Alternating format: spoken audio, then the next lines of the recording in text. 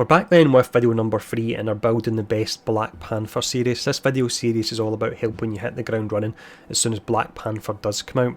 Now, in the previous video we talked about XP farming and taking Black Panther from level 1 to level 50. So the general idea with that setup we were running is you wanted to be as efficient as you're possible. So we would look to farm XP, but we would look to actually farm gear at the same time. It's really important you do them, otherwise you're essentially just doubling what you need to farm. So at this point, what you should be at if you're watching this video is Black Panther should be at level 50, and you should also be around about level 50 for your gear score as well. So what we will be covering really is how you go from level 50 in your gear score up to 150 in absolutely no time, and then on top of that as well, the route will be shown off for farming. You can actually use it for endgame farming to try and find your god roll items as well. The character we're using for this run is Captain America, because he's actually very similar mobility wise to Black Panther. He has a double jump, he has the wall run, so that's the character we're using. The method in question, you can farm 20 free chests, 1 elite enemy, and it's round about 8 minutes or so. So let's jump in and let's show off where you go to do this. This will probably come to no surprise to veteran players. It's a Snowy Tundra, and it's a Snowy Tundra Vault. You can do the Elite or the regular version, it doesn't actually matter. The only thing you do want to do is you want to put the difficulty on to Brutal, because this will actually change how many upgrade modules you get when you do open chests. Now, I will mention as well, if you're a new player and this isn't shown up yet, just continue to keep playing through the story, it will eventually show up. If you've been playing for a while and you've had it before and it's not shown up, it means you've actually completed it and you've used your vault key. So what you need to do is go back into Stark Realities or Day of the Remains, go into one of the underground vaults, and there's a chance they can drop the vault key, and once you have that, it then means this mission will show up on your map once more. So that's how you access it. Let's go through the actual run for it now, and what I'm going to do during this, I'm actually going to point out where some of the chests that can move about a bit will be as well. What I've done as well with this one, I've actually sped up the footage just to get through it a bit quicker. If it's a bit too fast for you within YouTube, you can actually slow down the footage. There is a chest on the right hand side, a silver one here. It's far too out of the way though, so that's the reason I actually ignore that. It's not that I don't know about it. You can see me throwing the shield. If I throw the shield, that's where a chest has the possibility to actually spawn. So it's one of 3 different places for the majority of the chests. Some of them are static, but most of them will move about a little bit. On to the next area here. Again, the chest can have one of 3 different spawn points, and with this one you'll get a DNA chest up here as well.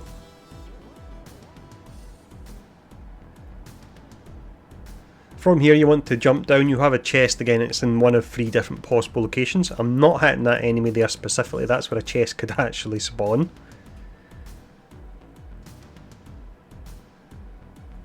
And then on to the next silver chest here. Once again, one of 3 possible different locations for this one.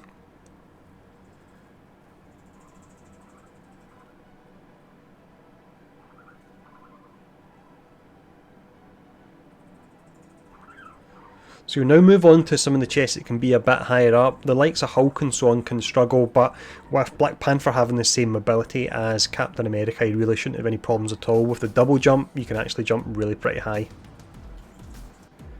So this next chest here is a great indication of ones you think wouldn't be accessible, but you can see with the double jump you can get up there nice and easy.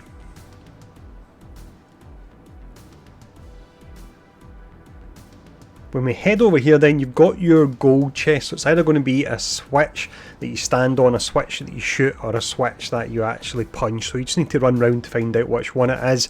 Just ignore the enemies, you don't have to take them out or anything like that, it will just slow down your run. There we go, once you get the green lights you know the area is now open. Now within that there is a DNA chest and also a gold chest. The gold chests have the chance to drop the Normstone of Golden Gifts, I believe it's called. It's the artifact that gives you an extra 5% XP, so that's a nice one to get if you are farming your champion levels. It doesn't stack though if you equip 2 of them, so just equip 1 of these at a time.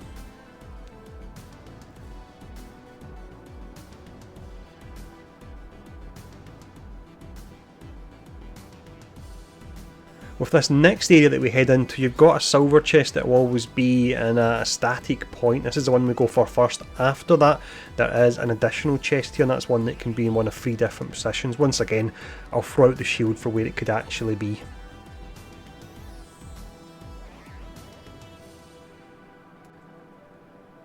This next chest here is in another building. It's got a puzzle, so you either have a switch directly in front of the door, you have a switch at the left you punch, or there'll be one behind that you actually shoot. Now, one thing I'll mention, nice little tip, is when you're opening a chest and there's a lot of enemies around, don't spin the camera around.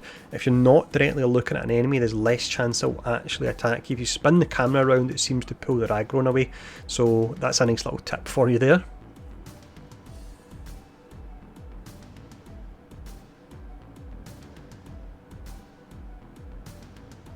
So we're back to another puzzle of sorts here. You'll either have the button on the back that you actually shoot. You've got one at the right hand side. We're just running past here. You actually punch. There we go. It's actually this one that we're going for. Or you'll have a switch just to the left of the door that you would stand on.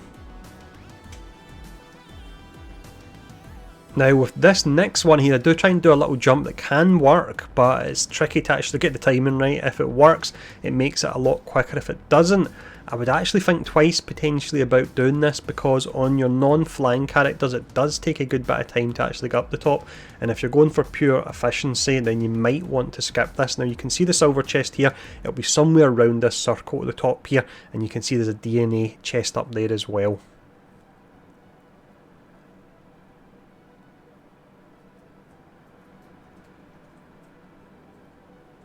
So we have the silver chest here. The location, or another potential location for this, is up here, but once again you can see you can absolutely nail that jump, no bother. As much as it does look very high, your double jump will get you up there nice and easy.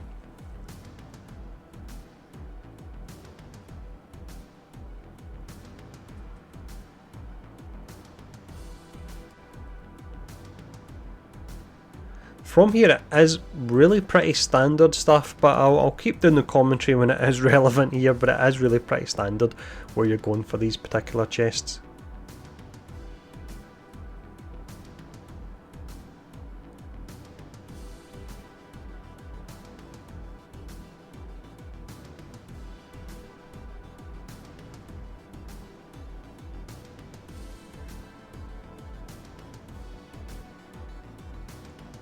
So we've now got a launch pad here. I would try and jump on this. It does save you a second or two, and when you're doing chest runs it really is all about efficiency. You want the most efficient run as you can actually get. Now we have an elite here, so I would recommend taking them out.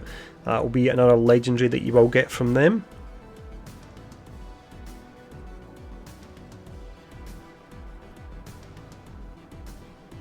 Just by chance here you can see we had a random minion drop a legendary as well, so we go and we pick that up. You're not going to ignore any if they are dropping quite close to your route. So there could be a chest up here. Once again we throw the shield out, and there's one hiding behind the tree over here, but in this instance it's in the final spot that I actually check.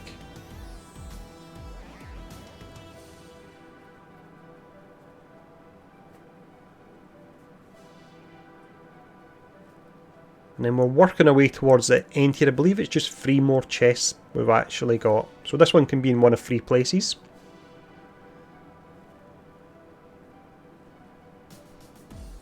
And then you've got this chest that I'm going for here. It will always spawn in that one area, this particular one.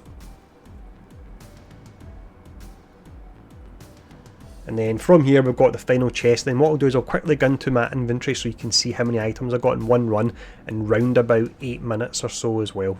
So there we go. That is the final chest. Here's the location where it can spawn. Let's jump in and let's check out that inventory now. So there you go, you can see we got an absolute ton of gear there. We're almost full in all the slots from that, so it's really pretty amazing this run. Now this is video number 3 in a series of 4 videos. In the next one we'll be talking about perks you want to look out specifically for in Black Panther. So when you get all this gear, there's certain perks that if your gear has it, it'll be great. If it doesn't have it, then it's basically trash gear and you can delete straight away. So if you know to look for them, it makes it a lot easier to delete the gear and get back in and do your run again. In that video I will also talk about where you go to farm your specific legendary and exotic sets for Black Panther as well. But as always, if the video's been helpful, take the time to hit the like, share and subscribe button, and I'll see you all again soon.